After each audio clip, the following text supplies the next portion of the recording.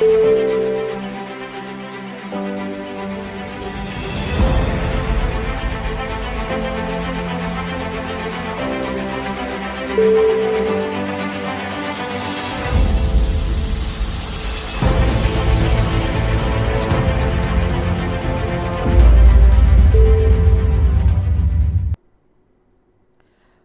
యేసుక్రీస్తు నామములో మీ అందరికీ వందనాలండి.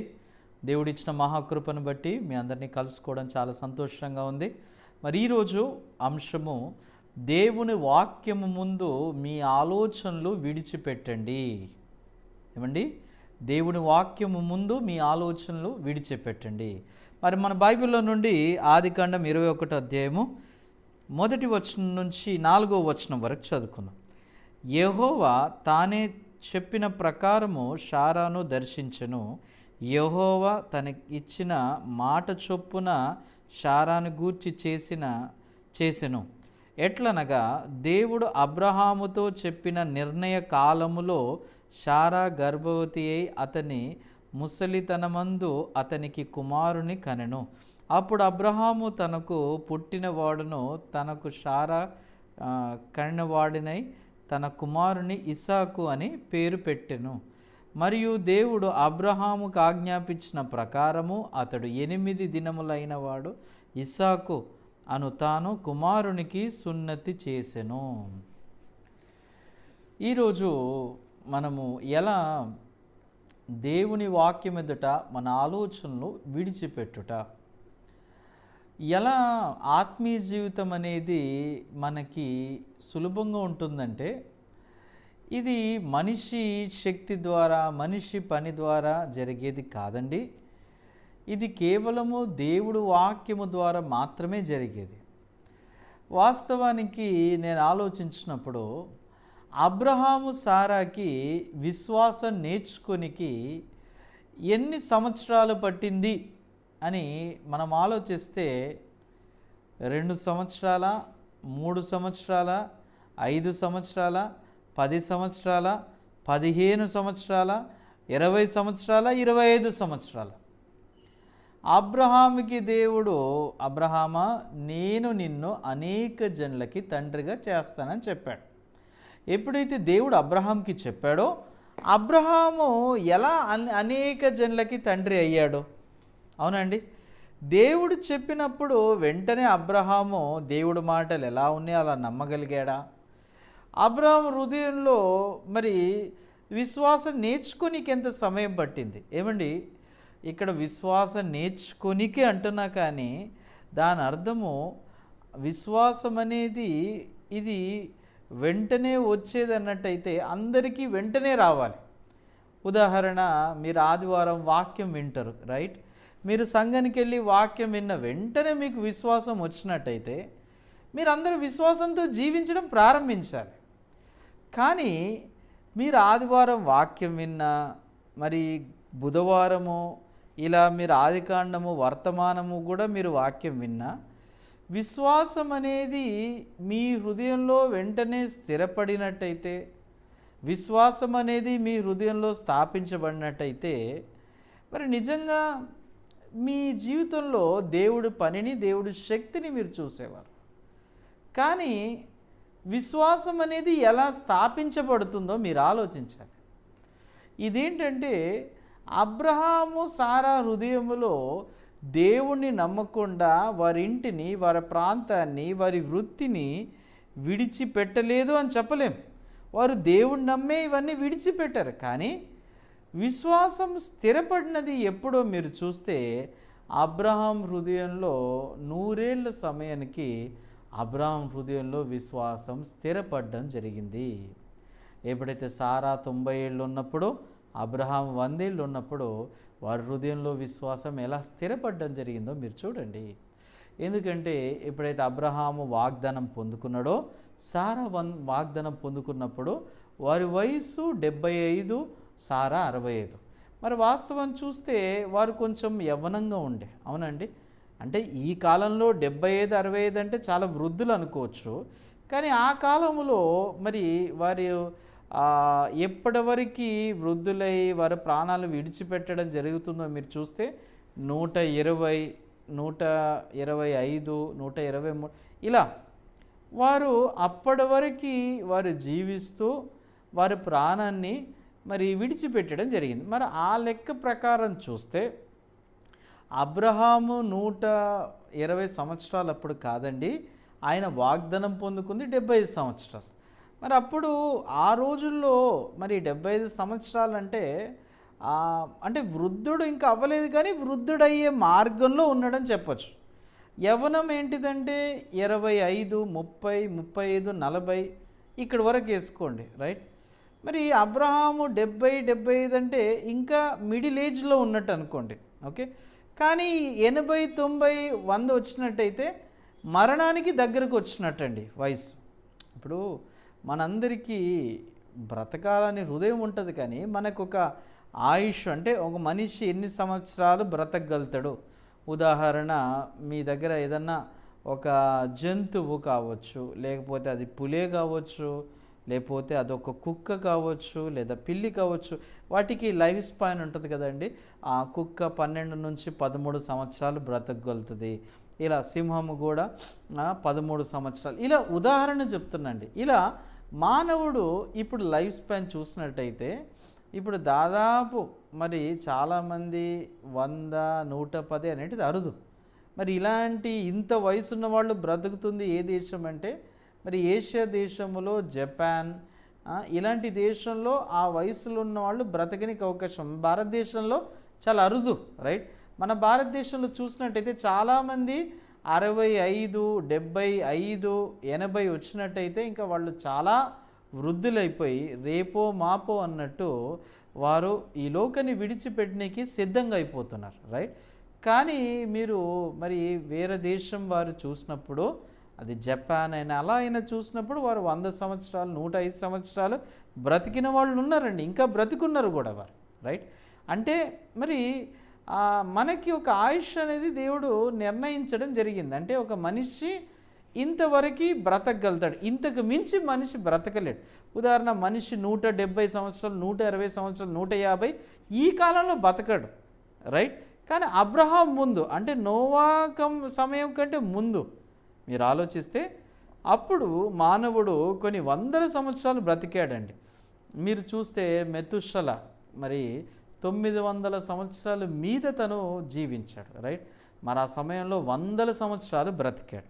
ఇప్పుడు నేను దేని గురించి మాట్లాడుతున్నా అంటే అబ్రహాం వయసు మీరు అర్థం చేసుకోవాలి. అదేవిధంగా ఇతను పూర్తిగా వృద్ధుడయ్యాడని కాదు, వాగ్దానం పొందుకున్నప్పుడు కొంచెమైనా మరి ఇంకా పిల్లల్ని కనే వయస్సు కలిగి ఉన్న వ్యక్తి అని చెప్పచ్చు. మీ అందరికీ అర్థమవుతుందండి. అయితే ఇలాంటి వయసులో తన దేవుడు ఒక వాగ్దానాన్ని పొందుకున్నాడు.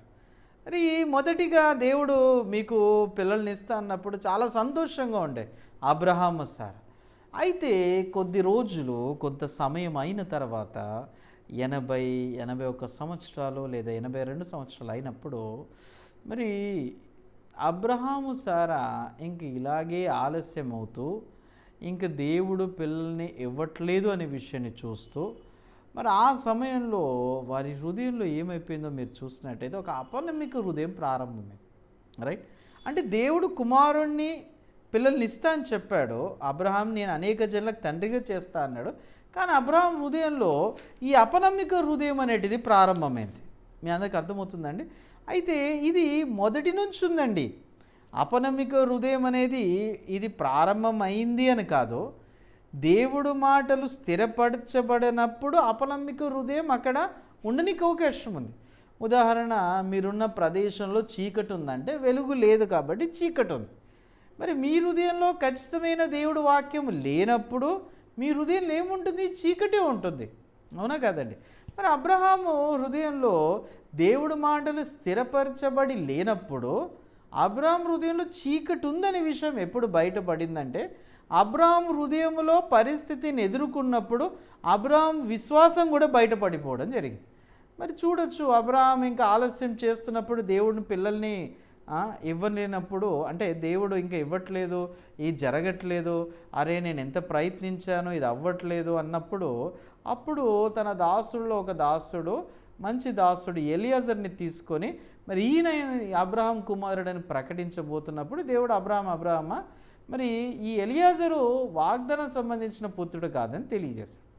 మరలా కొన్ని రోజులైన తర్వాత సారా కూడా తన హృదయంలో ఇంకా నాకు పిల్లలకి కనే వయసు అయిపోయింది, మరి నా భర్త పిల్లల్ని కనాలన్నట్టయితే మరి మంచి వయసులో ఉన్న ఒక స్త్రీని, మరి ఆరోగ్యంగా మరి ఏ స్త్రీ అయితే పిల్లల్ని కనగలుగుతుందో అలాంటి స్త్రీని తన దాసురాల్లో ఒక దాసురాల్ని మరి హాగర్ని తీసుకొచ్చి అబ్రహాంకి మరి ఇవ్వడం జరిగింది. అబ్రహాము హాగర్ ద్వారా పిల్లల్ని కన్నికి. ఇదేంటి అపనమ్మిక హృదయంతో దేవుడు నన్ను పిల్లల్ని కనకుండా చేశాడని ఇలాంటి హృదయంతో హాగర్ని పంపేయడం జరిగింది. ఎప్పుడైతే హాగర్ని పంపించడం జరిగిందో ఆ సమయంలో మరి అబ్రహాము ఎప్పుడైతే హాగర్ను అంటే హాగర్ తర్వాత వారిద్దరు ఏకం అవడం ద్వారా వారు కుమారుణ్ణి కనడం జరిగింది, ఇస్మాయిల్.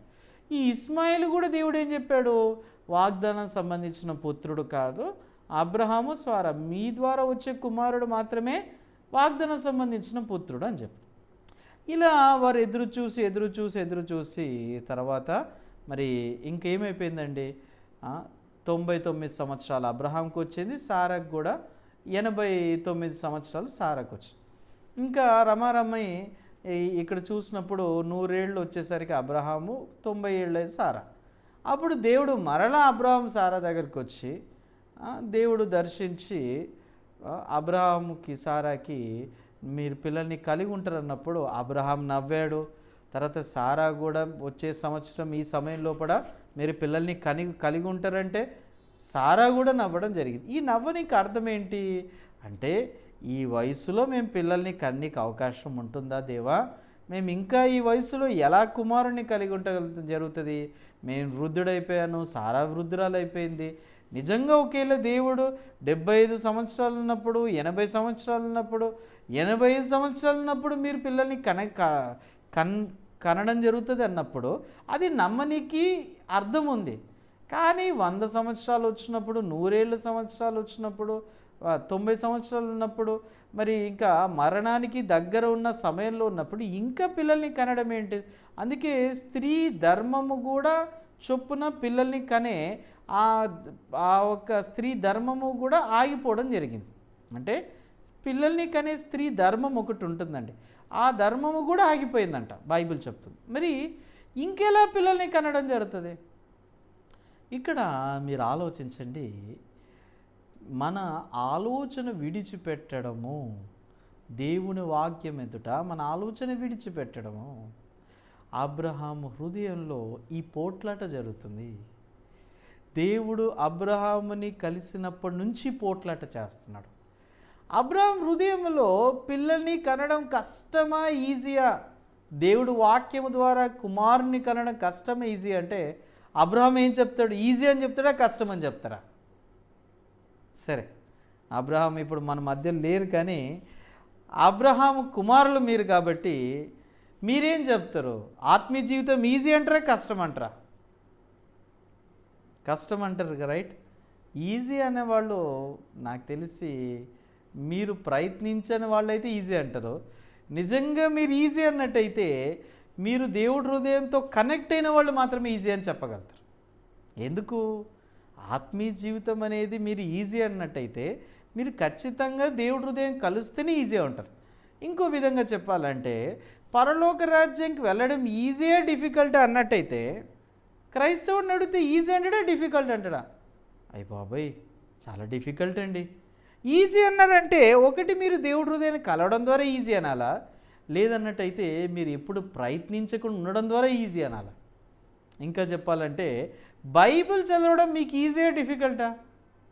పాస్టర్ గారు ఈజీ అంటారా డిఫికల్ట్ అంటారా? డిఫికల్ట్ అన్నట్టయితే వీళ్ళు ప్రయత్నించి చదవలేని వాళ్ళు, బైబిల్ చదువుతున్నప్పుడు నిద్ర వస్తుంది పాస్టర్ గారు, బైబిల్ చదవాలనుకున్నప్పుడు అనేకమైన ఆలోచనలు వస్తున్నాయి, ఇలా ప్రయత్నించే వాళ్ళు డిఫికల్ట్ అంటున్నారు. ఇంకొందరు ఈజీ అంటున్నారు, ప్రయత్నించకుండా ఈజీ అంటున్నారు. ఇంకొందరు ఈజీ అంటున్నారు, వారు దేవుడి హృదయం కలవడం ద్వారా ఈజీ అంటున్నారు. ఏమండి, మీకు ఉదాహరణలు మాట్లాడుతున్నా, ఎందుకంటే రకరకాల ఉదాహరణల ద్వారా మీకు అర్థం అవ్వాలని. ఆత్మీయ జీవితము, బైబిల్ చదవడం, అబ్రహాంని అనేక జనులకు తండ్రిగా అవ్వడం ఈజీయా డిఫికల్ట్ అన్నప్పుడు అబ్రహాము దేవుడి హృదయాన్ని కలిసినప్పుడు ఈజీ అంటారు. ఈరోజు పరలోక రాజ్యంకి వెళ్ళడం ఈజీ డిఫికల్ట్ అంటే మీరు కూడా దేవుడి హృదయం కలిసినట్టయితే చాలా సులభమైంది. ఈరోజు మనం ఆలోచిద్దాం, ఎందుకు అబ్రహాం హృదయంలో ఆత్మీయ జీవితం అనేది సులభంగా ఉండాల్సింది కష్టంగా ఎందుకు ఉంది? అబ్రహాం హృదయంలో ఎందుకు వాగ్దానం సంబంధించిన పుత్రుడు కలిగి ఉండడానికి ఎందుకు కష్టంగా ఉంది? అబ్రహాము నువ్వు చేసే పనా? అబ్రహాం ఇది మీరు చేసే పనా? లేదా దేవుడు చేయాల్సిన పనా? ఆత్మీయ జీవితం అంటే మనం జరిగించాల్సిన పనా, దేవుడు జరిగించాల్సిన పనా? బైబిల్ చదవడం అనేది మన నుంచి ప్రారంభం అవ్వాలా, దేవుడి నుంచి ప్రారంభం అవ్వాలా? పరలోక రాజ్యం వెళ్ళే విశ్వాసం మన నుంచి వచ్చేదా, దేవుడి నుంచి వచ్చే విశ్వాసమా? ఎక్కడి నుంచి వచ్చేది విశ్వాసము? మీరు దేవుడు ముందట ఆలోచించండి. ఇది నా నుంచి వచ్చే విశ్వాసము కాదు, ఆ అనేక జనులకు తండ్రిగా అయ్యే విశ్వాసము నా నుండి వచ్చింది కాదు. దేవుడు నీతిమంతుడు పరిశుద్ధి చేసాడనే విశ్వాసం ఇది కూడా నా నుంచి వచ్చింది కాదు. 100కి 100% దేవుడి నుంచి వచ్చిన విశ్వాసము. దేవుడి నుంచి వచ్చిన విశ్వాసం అయినట్టయితే ఈజీ. దేవుడి నుంచి వచ్చిన విశ్వాసం అయినట్టయితే పరలోక రాజ్యం వెళ్ళడం ఈజీ. దేవుడి నుంచి వచ్చిన విశ్వాసం అయినట్టయితే బైబిల్ చదవడం ఈజీ. ఆమేన్. మన నుంచి వచ్చేది అన్నీ కష్టమే. అబ్రహాము ఇప్పుడు తను ఆలోచనలో ఎంత ఆలోచించినా అనేక జనులకి తండ్రి ఇవ్వడం చాలా కష్టం. కానీ దేవుడు దృష్టి ప్రకారం చూస్తే అబ్రహాం అనేక జనులకు తండ్రి ఇవ్వడం ఈజీ. మీ దృష్టిలో మీరు నీతిమంతుడు పరిశుద్ధుడు అవ్వడం కష్టం. కానీ దేవుడి దృష్టిలో యేసుక్రీస్తు ద్వారా మన నీతిమంతులం పరిశుద్ధులు అవ్వడం చాలా ఈజీ. రైట్? అంటే మీ హృదయంలో మీరు దేవుడి విశ్వాసం మీలో స్థాపించబడితే ఈజీ. మీ హృదయంలో మీ విశ్వాసం స్థాపించబడితే కష్టం. అంటే మీ విశ్వాసం అంటే ఏంటిదంటే నేను నమ్మాలని ప్రయత్నించడం, నేను నమ్మడము, నా ఆలోచన పడేయడం. ఏమండి, ఎంత నా ఆలోచన పడేయగలుగుకుంటారా? ఏమండి, అబ్రహాం ఆలోచన పడేయాలనుకున్నారు, పడేయగలిగాడా? ఏమండి, 90 సంవత్సరాలు సారాకు వచ్చిన అబ్రహాంకి 100 సంవత్సరాలు వచ్చినా ఎందుకు నవ్వారు? వాళ్ళకి ఏ ఆలోచనతో నవ్వారు? ఎందుకు ఇస్మాయేలు నీ ఎదుట బ్రతుకును గాక అని ఎందుకు చెప్పాడు? వారి హృదయములో దేవుడు మాటల మీద నమ్మకం ఉండి నవ్వారా? సారా హృదయంలో దేవుడు నాకు కుమారుడిని ఇవ్వగలుగుతాడని నమ్మి నవ్వారా? లేదా దేవుడి మీద నమ్మకం లేక నవ్వారా? దేవుడు ఇంకేమిస్తాడు ఈ వయసులో పిల్లల్ని? దేవుడు పనిచేస్తాడు, దేవుడు పనిచేస్తాడు, దేవుడు సాయం చేస్తాడంటే హృదయములో నమ్మకము లేదు. అపనమ్మిక హృదయం ద్వారా నవ్వుతున్నారు. రైట్? మరి మీ హృదయంలో కూడా మీ జీవితంలో దేవుడు పనిచేస్తాడని ఎప్పటి వరకు నమ్మకం ఉంది? మీ హృదయంలో నిరీక్షణ ఉన్నంత వరకు, హోప్ ఉన్నంత వరకు నమ్మకం ఉంది. ఎప్పుడైతే దేవుడు పనిచేస్తాడు, దేవుడు సాయం చేస్తే దేవుడు పనిచేస్తాడంటే నేను నమ్మాలి, దేవుడు పనిచేస్తాడు, నేను నమ్మాలి, దేవుడు ఇలా జరిగేది కాదు. మీకు అర్థమవుతుందండి? అబ్రహాం ఎంత నమ్మాలనుకున్నాడో చివరికి నమ్మలేకపోయాడు. అబ్రహాం తన ఆలోచన పడి దేవుడు నమ్మాలనుకున్నాడు, అబ్రహాం నమ్మలేకపోయాడు. అబ్రహాము ఎప్పుడు దేవుడు నమ్మాడో మీరు చూస్తే, దేవుడి నుంచి వచ్చిన విశ్వాసం అబ్రహాములో స్థాపించబడినప్పుడు అబ్రహాము దేవుడు మాటల్ని నమ్మగలిగాడు. ఏమండి, అబ్రహాంకి 100 ఏళ్ళు ఉన్నప్పుడు సారాకి 90 సంవత్సరాలు ఎవరు సావాసం చేశారు? సారాతోని దేవుడికి అసాధ్యమైనది ఏదైనా ఉందా? దేవుడికి అసాధ్యమైనది ఏదైనా ఉందా అని ఎవరు సావాసం చేశారు? సారాతోని సావాసం చేసింది ఎవరో చూస్తే దేవుడు. అదేవిధంగా అబ్రహాము హృదయంలో కూడా సహవాసం చేసింది ఎవరో చూస్తే దేవుడు. రైట్?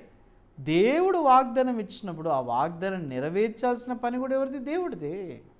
దేవుడు అబ్రహాంతో సహవాసం చేస్తున్నాడు, సారాతో సహవాసం చేస్తున్నాడు. చూడండి, అబ్రహాంకి వాగ్దానం చేసినప్పటి నుంచి వాగ్దానం నెరవేర్చేంత వరకు ఎవరి విశ్వాసం కదిలించబడలేదు, ఎవరి దగ్గర విశ్వాసం అలాగే ఉందంటే దేవుడి దగ్గర ఉంది. కానీ అబ్రహాము దగ్గర విశ్వాసం ఉంటుంది పోతుంది, ఉంటుంది పోతుంది, ఉంటుంది పోతుంది. రైట్? మీ హృదయంలో కూడా మీరు వాక్యం విన్నప్పుడు విశ్వాసం ఉంటుంది పోతుంది, ఉంటుంది పోతుంది, ఉంటుంది పోతుంది. రైట్? మీ హృదయంలో అలాగే విశ్వాసం ఉంటుందా? ఉండట్లేదు కదా. ఒక్కొక్కసారి విశ్వాసం ఉంటుంది, విశ్వాసం ఉండట్ల. ఇదేంటి? ఆలోచన వచ్చినప్పుడు విశ్వాసం మాయమైపోతుంది, మళ్ళీ మీరు వాక్యం విన్నప్పుడు విశ్వాసం ఉంటుంది. అబ్రహాం హృదయంలో కూడా వాక్యం విన్నప్పుడు ఎస్ దేవుడు ఇస్తాడు, దేవుడు ఇస్తాడు, దేవుడు నమ్మకం దేవుడు, దేవుడు అసాధ్యమైనది లేదంటున్నాం. మళ్ళీ ఆలోచన వచ్చినప్పుడు దేవుడు ఇస్తాడు కరెక్టే, కానీ ఇంకెప్పుడు ఇస్తాడు? దేవుడు నిజంగా ఆయన కుమారుని ఇస్తాడు, కానీ ఇంకా ఇస్తాడా ఇవ్వడా? అసలు దేవుడు ఇస్తాడంటారా?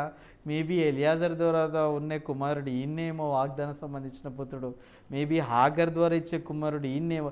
ఇలా మన హృదయంలో అపనమ్మిక హృదయం ద్వారా అనేకమైన మానవుల పద్ధతులను, మానవ శక్తిని ఉపయోగిస్తున్నాం. ఏమండి, ఈరోజు మీరు ఆలోచించండి, దేవుడు ఎప్పుడు ఆ విధంగా పనిచేయట్లేదు. దేవుడు పనిచేసే విధానం అది కాదే కాదు. మీరు ఒకసారి దేవుడి ముందట ఆలోచించండి. నేను ఎప్పుడు పాస్టర్ ఓక్సో పార్క్ గురించి మాట్లాడుతుంటా, రైట్? ఆయన ఇంకో పేరు జేమ్స్ పార్క్. జేమ్స్ పార్క్ గారు ఆయన ఎప్పుడైతే ఆర్మీలో ఉన్నప్పుడు ఎలా తన హృదయములో దేవుడిని విశ్వసించడం జరిగిందో చాలా ఉదాహరణలు మాట్లాడాను. అందులో గ్లౌజెస్ గురించి ఒక ఉదాహరణ అండి. ఆయన ఎప్పుడైతే ఆ ఆర్మీలో ఉన్నప్పుడు ఒకరోజు గ్లౌజెస్ ఎవరో దొంగతనం చేశారు. ఆ గ్లౌజెస్ దొంగతనం చేసినప్పుడు ఆర్మీలో గ్లౌజెస్ లేకుండా వారు శిక్షణ కలిగి ఉన్నప్పుడు ఆ 3 సంవత్సరాలు చాలా కఠినమైన శిక్ష ఉంటుందండి. గ్లౌజెస్ కోల్పోయినా మళ్ళీ గ్లౌజెస్ కొనుక్కోవాలన్నా కూడా డబ్బులు చాలా కావాలి. మరి అదేవిధంగా చాలా పనిష్మెంట్ కూడా ఉంటుందండి. మరి ఒకవైపు ఆ పాస్టర్ పార్క్ గారు తన హృదయంలో ఆలోచించారు, నేను ఒకేలా మరి గ్లౌజెస్ కొట్టేసినట్టయితే ఎలా ఉంటుంది, అయితే కొట్టేస్తే నేను ఎలా గ్లౌజెస్ని కలిగి ఉండగలుగుతానని మొదటి ఆలోచన ఇలా ఆలోచించడం జరిగింది. ఎప్పుడైతే ఇలా ఆలోచించినప్పుడు ఇంకోవైపు ఇంకో ఆలోచన కూడా ఆలోచించాడు. సరే నేను కొట్టేసిన బాగుంది, కానీ దేవుడి దృష్టి వైపు ఆలోచించాడు. ఒకవేళ నేను కొట్టేసి నేను దొరకపోతే పర్లేదు, కానీ ఒకవేళ దొరికినట్టయితే ఈ 3 సంవత్సరాలు నేను ఆర్మీలో ఉండి సువార్త బోధించగలుగుతానా లేదా అని తలంచుకోవడం జరిగింది. ఆ 3 సంవత్సరాలు బోధించలేడు సువార్త. మరి ఇంకోవైపు కష్టంగా ఉంది, ఇంకోవైపు దేవుడి హృదయం ఏంటిది? దేవుడి హృదయం వచ్చేసి నిజంగా సువార్త ప్రకటించడం దేవుడు ఒక హృదయం, గ్లౌజెస్ లేవు.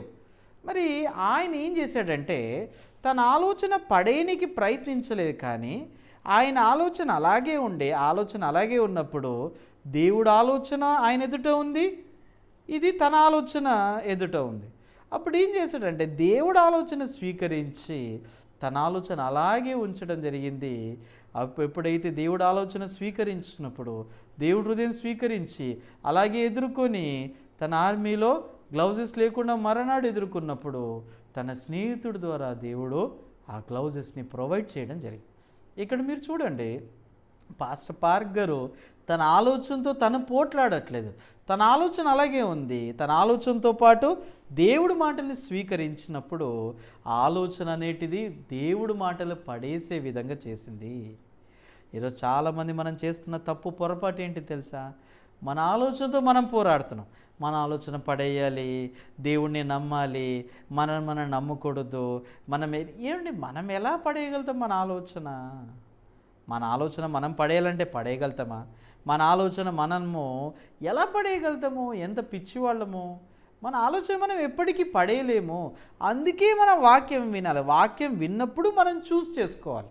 ఇది ఎలా అంటే ఆదికాండములో దేవుడు 2 చెట్లను సృష్టించాడు. ఏంటంటే ఆ ఏదెను తోటలో మధ్యలో ఒకటి మంచి చెడు తెలివినిచ్చే వృక్షఫలము, ఇంకోటి జీవమిచ్చే చెట్టు, రైట్? జీవ వృక్షఫలం. మరి ఇక్కడ ఆదాముకి స్వతంత్రం ఇచ్చాడు. ఆదాము ఏ ఫలము తినకూడదు, ఏ ఫలము తినాలి స్వతంత్రం ఇచ్చాడు, రైట్? జీవంగల చెట్టు ఉన్న ఫలము తినవచ్చు, కానీ ఒక చెట్టు తినకూడదు అని చెప్పాడు, రైట్? ఏదైతే మంచి చెడుల తెలివినిచ్చే వృక్ష ఫలం తినకూడదు. మరి ఇప్పుడు ఆదాము ఆ చెట్టు తినకూడదు అని చెప్పాడు, ఇంకో చెట్టు తినవచ్చు అని చెప్పాడు. మరి ఆదాము ద్వారా స్వతంత్రం ఉంది, రైట్? ఆదాము ద్వారా అవ్వ ద్వారా. అయితే మీరు ఆలోచించండి, ఆదాము ఈరోజు అక్కడ మీరు చూసినప్పుడు ఆదాము నేను తినకూడదని తన ఆలోచనతో తను పోట్లాడినట్టయితే ఆదాము ఓడిపోయేవాడు. కానీ ఆదాము తను పోరాడకుండా ఈరోజు దేవుడు మాటలు స్వీకరించినట్టయితే ఆ ఆలోచనని దేవుడు మాటల ద్వారా జయించేవాడు. కానీ ఎప్పుడైతే మనము మన ఆలోచనతో మనం పోట్లాడుతున్నప్పుడు మనం ఓడిపోతాము. పాపం చేయొద్దు, పాపం చేయొద్దు, అయ్యో నేను అబద్ధం ఆడొద్దు, మీరు ఎంత ప్రయత్నించినా మీరు అబద్ధమే ఆడుతారు. మనం అబద్ధం ఆడే వ్యక్తులము, మనం అబద్ధం ఆడకూడదు అనుకున్నా అబద్ధం ఆడుతూనే ఉంటాము. మనము పోట్లాడి ఓడిపోయడం కంటే మనం ఓడిపోయే వాళ్ళము, మనం పోట్లాడితే మనం ఖచ్చితంగా ఓడిపోతామని తెలిసినట్టయితే మీరేం చేస్తారు? యేసయ్య మాటలను స్వీకరిస్తారు. ఎస్, నేను అబద్ధం ఆడకూడదు అనుకున్నా అబద్ధం ఆడుతాను, నాకు ఎలాంటి శక్తి లేదు, నా ఆలోచన పడేసే శక్తి లేదు, నేను పోట్లాడినట్టయితే నేను ఖచ్చితంగా ఓడిపోతాను. ఇది ఎలా అంటే, సాతానుడు మీతో ఫైటింగ్ చేయడానికి వచ్చినప్పుడు, ఏయ్ సాతానా నాతో ఫైటింగ్ చేయడానికి వచ్చావా, రైట్ లెట్స్ రెడీ అని మీరు ఫైటింగ్ చేస్తే గెలుస్తారా ఓడిపోతారా? ఓడిపోతారు. మీరేం చేయాలి? సాతాను ఫైటింగ్ చేయడానికి వచ్చినప్పుడు 1 minute అని చెప్పి జీసస్ క్రైస్ట్ని తీసుకురా, రా సాతాను ఇప్పుడు రా ఫైటింగ్ చేసుకుందాం రా అన్నప్పుడు, అప్పుడు మీకోసం ఎవరు ఫైట్ చేయాలా? జీసస్ ఫైట్ చేసినట్టయితే మీరు గెలుస్తారా ఓడిపోతారా? జీసస్ ఫైట్ చేసినప్పుడు జీసస్ మీ ఆలోచనని జయిస్తాడు. ఆమేన్. జీసస్ ఫైట్ చేసినప్పుడు పాపం మీద పాపాన్ని జయిస్తాడు, మీ ఆలోచనలు జయిస్తాడు. ఎప్పుడైతే జీసస్ మాటలు మీ హృదయంలో స్థిరపడడం జరిగినట్టయితే దేవుడు అద్భుతమైన కార్యము పని మీ జీవితంలో చూడవచ్చు. ఆమేన్. ఈరోజు ఒక విషయం మీరు ఆలోచించండి. పక్షవాతం వ్యక్తి కానాను పెళ్లి విందులో ద్రాక్షరసం నీళ్లు ద్రాక్షరసంగా మార్చడం, మరి అదేవిధంగా ఇలా మీరు బైబిల్లో చూసినట్టయితే 12 సంవత్సరాలు రక్తస్రావంతో బాధపడుతున్న స్త్రీ ఎవరైనా వీరి జీవితంలో మార్పు ఎలా వచ్చిందంటే, దేవుడు వాక్యం స్థిరపడినప్పుడు ఆ వాక్యం స్థిరపడడం ద్వారా అద్భుతం జరిగింది. అంటే దేవుడి శక్తిని వారు చూడడం జరిగింది. నీళ్లు కాదు ద్రాక్షరసము, వారి చేతులారా 6 రాతి బాణాలు నీళ్లు పోశారు. ఇప్పుడు అది నీళ్ళని నమ్మాలా ద్రాక్షరసం నమ్మాలని వీళ్ళు పోట్లాడడం ప్రారంభించినట్టయితే వీళ్ళు ఇది నీళ్ళే నమ్ముతారు. వారు పోట్లాడడం కంటే యేసు మాటలు స్వీకరిస్తే యేసు మాటల్ని ఆలోచనతో పోట్లాడి యేసే మాటల ఆలోచనని జయించడం జరుగుతుంది. ఆమేన్. మనం మన ఆలోచనతో పోట్లాడకూడదు. మన ఆలోచనలు పోట్లాడడానికి ఏం చేయాలి? దేవుడి మాటలు స్వీకరిస్తే చాలు. ఈ పండు తినకూడదు, తినాలా తినకూడదు, మీరు తినకూడదు అని అప్పుడైతే ప్రయత్నిస్తున్నారో మీరు తినేస్తారు. నేను చేయాల్సిన పని ఏంటంటే యేసుక్రీస్తువుని అంగీకరిస్తే చాలు. నా కోసం ఎవరు పోట్లాడతారు? యేసే పోట్లాడతారు. నేను పోట్లాడుతున్నంటేనే బుద్ధిహీనుని. అవ్వ సాతాను చెప్తున్నప్పుడు అవ్వ పోట్లాడుతుంది, రైట్? అవ్వ పోట్లాడుతున్నప్పుడు అవ్వ ఓడిపోతుందా గెలుస్తుందా? సాతానుతో అవ్వ ఓడిపోతుంది. ఆదాం కూడా ఓడిపోతాడు. కానీ యేసయ్య పోట్లాడితే సాతాను చేత యేసయ్య గెలిచాడా ఓడిపోయాడా? యేసయ్య గెలిచాడు. పాపం విషయంలో మీరు పోట్లాడితే మీరు ఓడిపోతారు. సిగరెట్ తాగకూడదు, అమ్మాయిల్ని చూడకూడదు, నేను వ్యభిచారం చేయకూడదు, నేను పాన్ మూవీస్ చూడకూడదు, మీరెంత ప్రయత్నించినా మీరు ఓడిపోవడం తప్ప మీరు గెలవరు. కానీ మీరు పోట్లాడడం కంటే మీరు యేసయ్యని అంగీకరించండి. యేసయ్య ఈ చెడు మూవీస్ చూడే విషయంలో మీరు పోట్లాడండి. యేసయ్య ఈ సాతానుతో మీరు పోట్లాడండి, ఈ కోపంతో మీరు పోట్లాడండి, ఈ ద్వేషముతో మీరు పోట్లాడండి. ఎప్పుడైతే యేసుకు అప్పగించినప్పుడు యేసయ్య మనకందరికీ విజయాన్ని మాత్రమే ఇవ్వగలుగుతాడు. ఆమేన్. ఎస్, ఎంత సంతోషంగా ఉంది కదా. ఈ వాక్యము మీ హృదయంలో స్థిరపరచబడినట్టయితే, మీ ఆలోచన పడవేసినట్టయితే దేవుడు పనిచేయడం ప్రారంభిస్తాడు. నిజంగా చెప్తున్నా, ఈ పని మీరు చేసేది కాదు. జస్ట్ మీరు వాక్యము ఆలోచన 2 మీ ఎదుట ఉన్నాయి. ఏం స్వీకరిస్తారు? మీరు ఈ వాక్యంతో పోట్లాడకండి. ఉదాహరణ, అబ్రహాం ఎదుట 2 ఉన్నాయి. వాక్యం చెప్తుంది నేను అనేక జనులకు తండ్రిగా చేస్తాను. ఆలోచన చెప్తుంది ఇది అసాధ్యము, నీ వయస్సు చూడు, ఇంకా నువ్వెక్కడ పిల్లల్ని కనగలుగుతావు అని చెప్తుంది. ఇప్పుడు అబ్రహాము ఈ వాక్యము స్వీకరిస్తే ఈ ఆలోచనతో వాక్యం పోట్లాడుతుంది. కానీ అబ్రహాం వాక్యం స్వీకరించకుండా ఆయన ఆలోచనతో పోట్లాడితే ఈ ఆలోచనతో ఓడిపోతాడు. అబ్రహాం చేయాల్సిన పని ఏంటిది? వాక్యం స్వీకరించినప్పుడు ఈ వాక్యం ఆలోచనని జయిస్తుంది. ఆమేన్.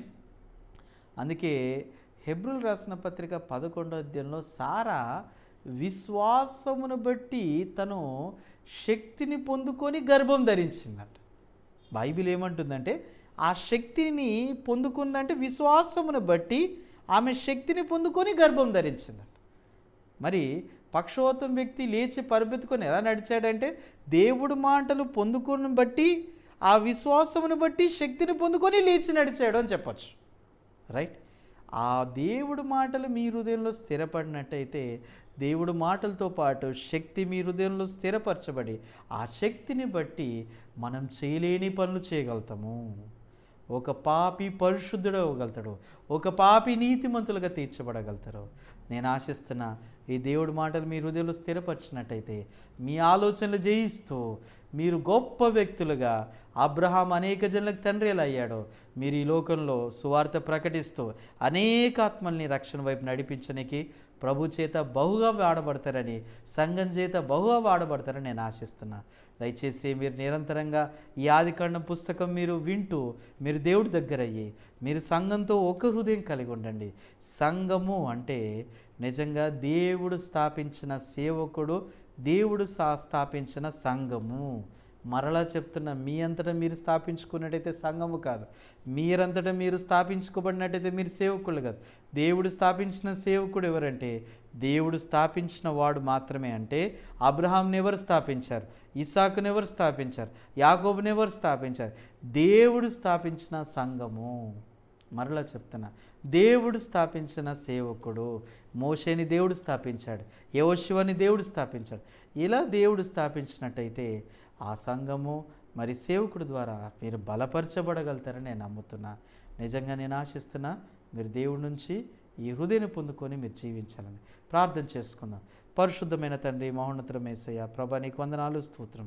మరోసారి మీరు ఇచ్చిన అవకాశం బట్టి వందనాలు యేసయ్య. మీ కృపా కనికరం ద్వారా తండ్రి ఇచ్చిన అవకాశం బట్టి వందనాలు చెల్లిస్తున్నాం. ఈరోజు విన్న వాక్యం బట్టి తండ్రి వాళ్ళ ఆలోచన విడిచిపెట్టి ప్రభా నిజంగా దేవుడు మాటలు స్వీకరిస్తే చాలు. ఆ దేవుడు వాక్యం శక్తి ఉంది ఈ ఆలోచన ఎలా విడిచిపెట్టాలో. ఎందుకంటే మేము ప్రయత్నించినప్పుడల్లా ఓడిపోతాం, పాపం నుంచి ఓడిపోయినట్టు. మా ఆలోచన నుంచి మేము బయటికి రావాలన్నా మేము ఓడిపోయే వ్యక్తులం. మేము వాక్యం విన్నా కానీ ఈ వాక్యము పనిచేస్తేనే మేము ఆలోచన నుంచి బయటికి రాగలుగుతాం. అలాంటి విశ్వాసం వారి హృదయంలో స్థిరపరిచి, అబ్రహాం హృదయంలో ఎలా నమ్మకం ఏర్పడ్డదో అలాంటి విశ్వాసం వీళ్ళ హృదయంలో స్థిరపరిచి నీకు సహాయం దయచేస్తారని ఆశిస్తూ యేసుక్రీస్తు అతి పరిశుద్ధ నామమున ప్రార్థన సమర్పించుకున్నాం తండ్రి. ఆమెన్. థ్యాంక్ యూ అండి.